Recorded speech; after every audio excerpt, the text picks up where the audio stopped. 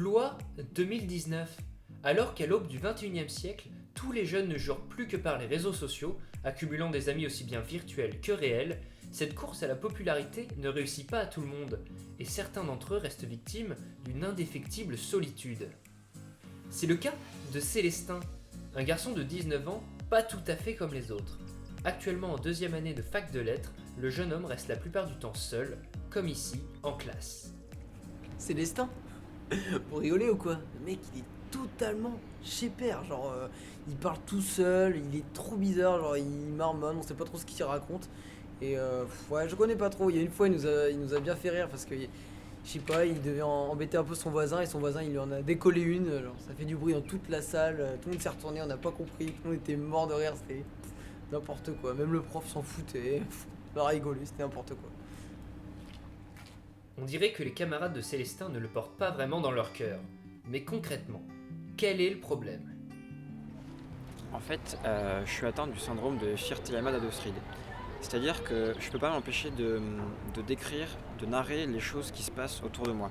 Par exemple, si quelqu'un vient me voir et s'assoit à côté de moi, je vais pas pouvoir m'empêcher de dire ce qu'il porte, de répéter ce qu'il dit, de décrire ses expressions faciales, les gestes qu'il fait avec ses mains, ou de rajouter des exclamatifs, dit-il, à la fin de ses phrases. Et enfin, c'est vraiment quelque chose, j'arrive pas à m'empêcher de le faire. Et du coup, c'est assez compliqué dans la vie de tous les jours parce que du coup, j'ai plus vraiment de vie sociale parce que dès que les gens s'approchent de moi, ils me fuient aussitôt parce que ça les énerve que je fasse ça et c'est assez dur à supporter, mais je peux vraiment pas m'en empêcher, quoi.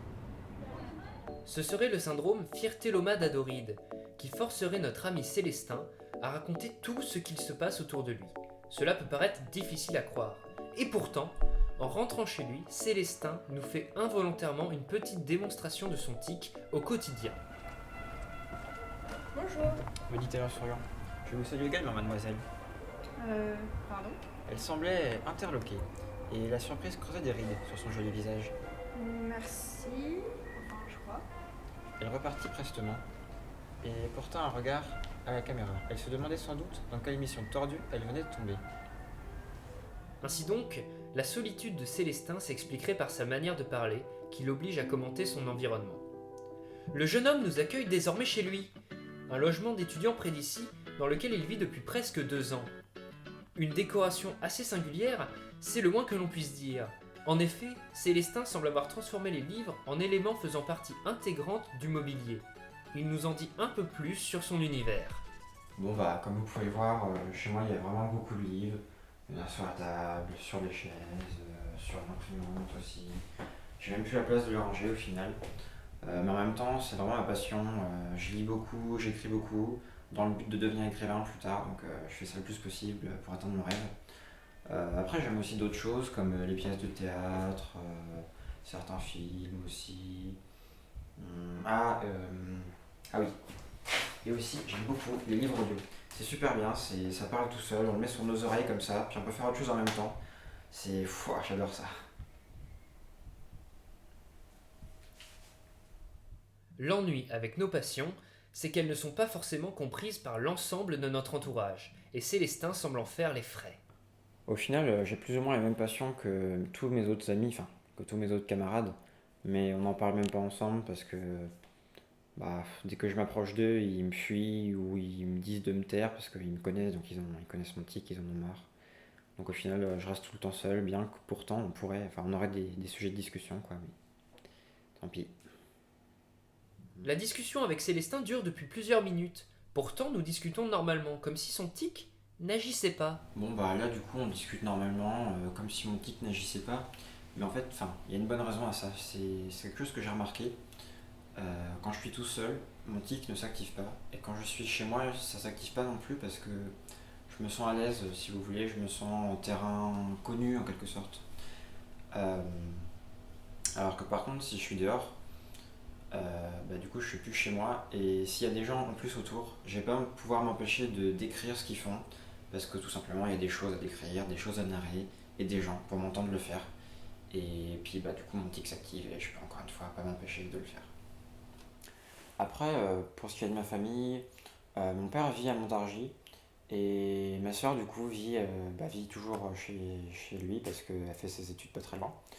Et ils me soutiennent comme ils peuvent. Eux, enfin, c'est ma famille, donc malgré mon tic, ils acceptent d'être avec moi. Et franchement, heureusement qu'ils sont là, quoi. Ils me soutiennent comme ils peuvent, malgré la distance. Heureusement qu'ils sont là. Malgré la difficulté que rencontre Célestin pour se faire des amis, le jeune homme narrateur malgré lui n'est pas complètement seul. Nous avons décidé d'aller voir sa famille, à Montargis, où vivent son père et sa sœur, qui sont les seuls soutiens de notre ami Célestin. Ils ont accepté de nous en apprendre plus quant à l'origine du syndrome Firth-Lama-Dodaride chez leurs proches. Voyez-vous, lorsque ma femme est décédée, Edwige, sa mère, Célestin, avait à peine 10 ans.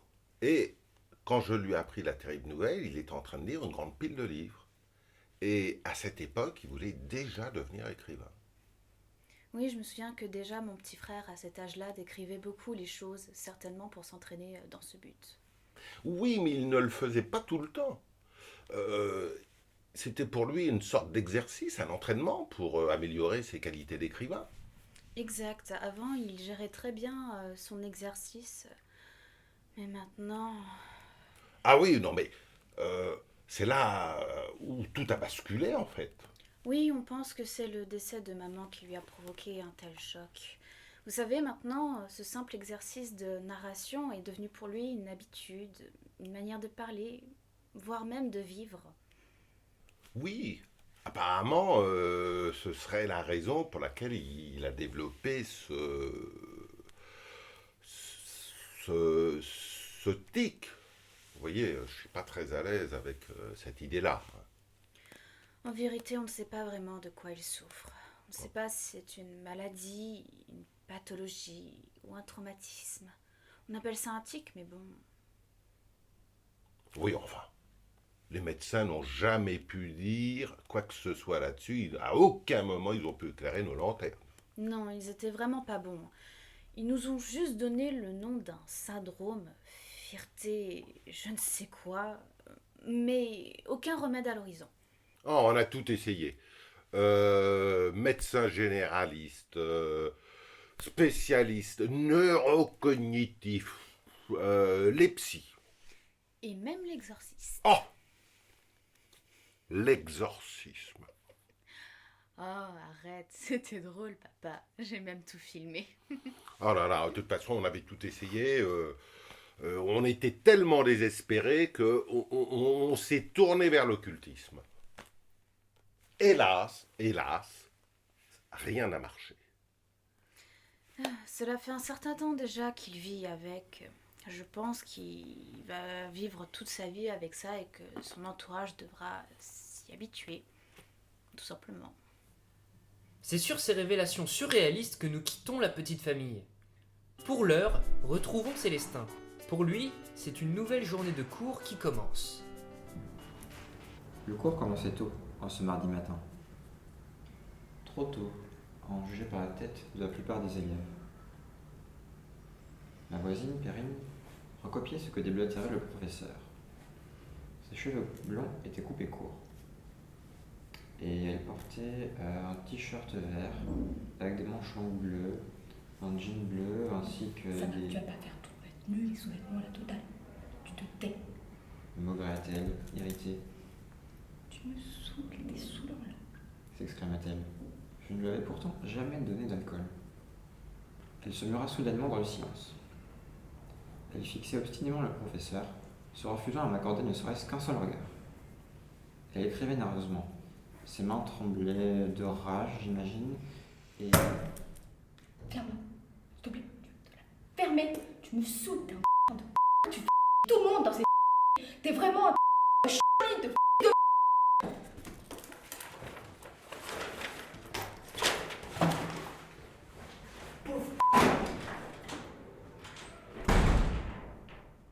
Aïe! Dure matinée pour Célestin, qui semble pourtant habitué à cette situation. Mais comme un problème n'arrive jamais seul, nouveau cours, nouvel ennui, puisque Célestin s'en prend désormais à notre équipe. Voyez plutôt. C'est ainsi que je me retrouvais seul avec l'équipe de tournage. Le caméraman me filmait, mais il n'avait pas l'air de s'attendre à une telle réaction de ma part. Pour tout dire, il semblait assez stupide. En entendant ces mots, l'ingénieur son semblait amusé. Le caméraman me faisait signe de me taire. Puis il me fit un geste que la décence m'interdit de décrire, avant de se détendre subitement, imaginant sans doute qu'on couperait ça au montage. Bah, Célestin, t'as encore la salle de face. Allez, viens, on va manger. Bah, pourquoi? Bah, je sais pas, moi, j'ai envie de manger avec toi. Mangeons ensemble en plus. Viens. Bon, d'accord. Ah, on dirait que la chance arrive enfin. Pour la première fois, Célestin va passer son repas de midi accompagné. Reste à savoir si son tic ne va pas finalement tout faire rater. Qu'est-ce que je vous sers? Un sandwich club pour moi, s'il vous plaît. Très bien, et vous, monsieur? Elle me demanda ce que je voulais qu'elle me serve. Oui, c'est ce que je veux dire. C'était ce qu'elle venait de dire. Vous pouvez arrêter de répéter tout ce que je dis? Je décidai donc d'arrêter de répéter tout ce qu'elle me disait. Très bien. Merci. Acheva-t-elle la conversation? Bon, arrête de me faire marcher maintenant. Dis-lui ce que tu veux. Bah, un poulet maillot. Très bien. Je vous mets dans le même sac? Oui, s'il vous plaît. Voilà. Ça fera 5 € les deux, s'il vous plaît. C'est Merci. Merci. Au revoir. Bonne journée.